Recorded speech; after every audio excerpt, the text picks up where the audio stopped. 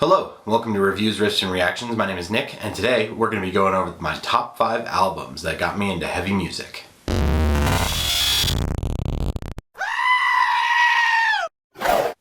So at number 5, I've got Mechanical Animals by Marilyn Manson.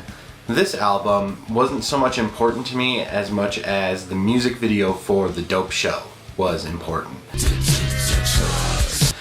Back in 1998 when this video was on MTV, I was 10 and I saw the video and I was very confused, but I was also really intrigued. I watched the video all the way through and wanted more. I went to school the next day after seeing this video, trying to talk to my friends like, have you heard this song? Have you seen this Marilyn Manson guy? And anybody that I talked to at school after that was just like, no, what, I've seen it, but that guy's a freak, like, why would you like that? And that was really kind of like my my first introduction to liking, like, I guess alternative music, or maybe just weird stuff. Number 4 on the list is going to be Hellbilly Deluxe by Rob Zombie. This is another one where I didn't necessarily hear the album and liked it, and it got me into more heavy music. I mean, I've heard the whole album by now, obviously, but again, back around the same time, around the late 90s, they were playing the song Dragula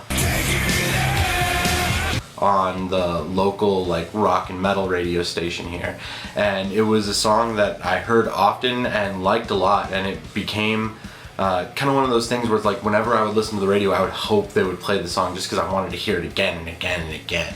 And then obviously, you know, I started to hear more stuff like Living Dead Girl and Super Beast, and I just couldn't get enough of the album once I heard the whole thing, and it was definitely a big player for me. You know, eventually I discovered, you know, the older music, White Zombie stuff, and I just love all of it.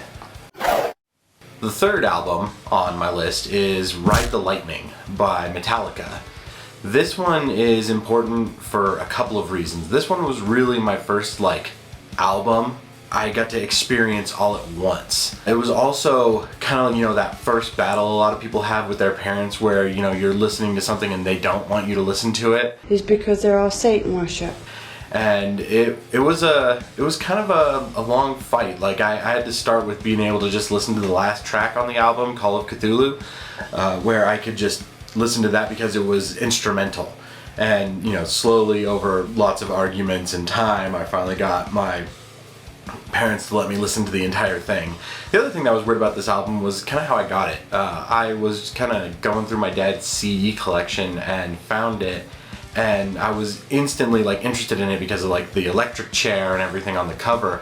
And I'd asked my dad like where it came from because I'd never heard him listen to anything like that, and he actually had no idea how that CD had got into his CD collection, so he didn't really miss it when I took it.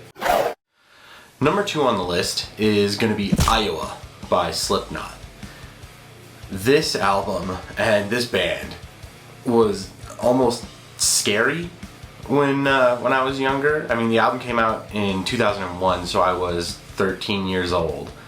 And before I had ever even heard the album, I had like seen pictures of the band, and I had been told about the band by friends and stuff. And so like they were like this like group of like scary monsters. And I close my eyes, I feel it all slipping away, contortion. Basically, because, you know, they all had the masks on, and at that time nobody had ever seen what they actually looked like.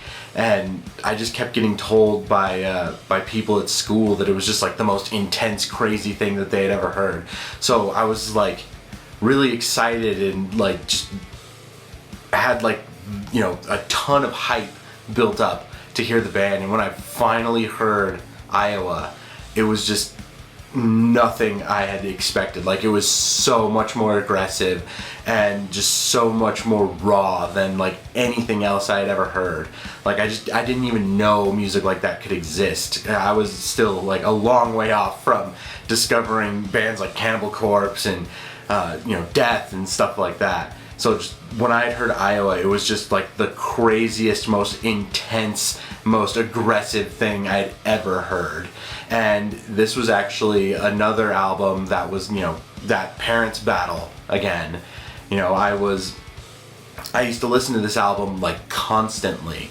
It was something where it was like, I'm on the school bus, I've got it in my CD player, I'm, you know, doing my chores around the house, I've got it playing on the stereo. And one day I was doing my chores and my mom comes in the door while I'm listening to the song People Equal Shit.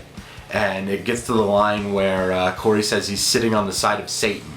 And that was like an immediate battle I had to have. I mean, it took a lot of arguing before I could start listening to that album again, like out in the open in my house, just because it was scary and it was satanic and my parents were worried about me. Just praising the devil, giving him the glory. But once I discovered that album, it was like instant love.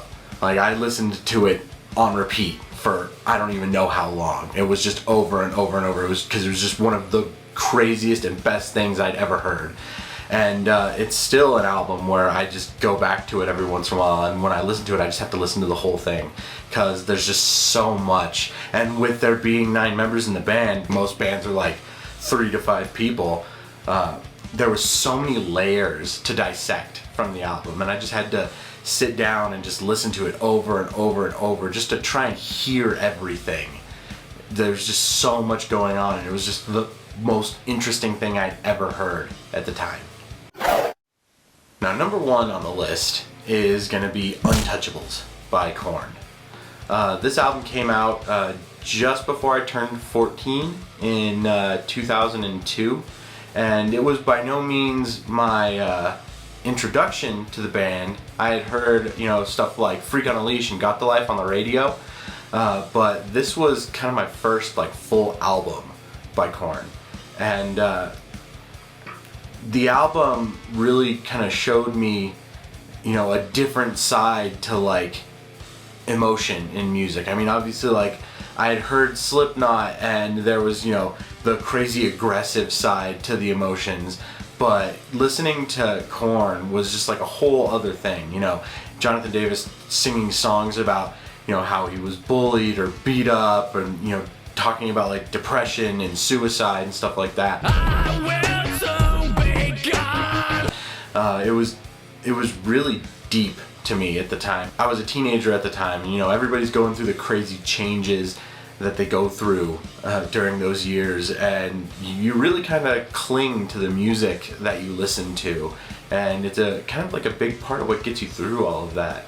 And that album really kind of exploded for me in more than one way. Not only was it another album where I just had it like on repeat constantly, but Korn was actually my favorite band for years after I had discovered that. I just had to hear everything by them.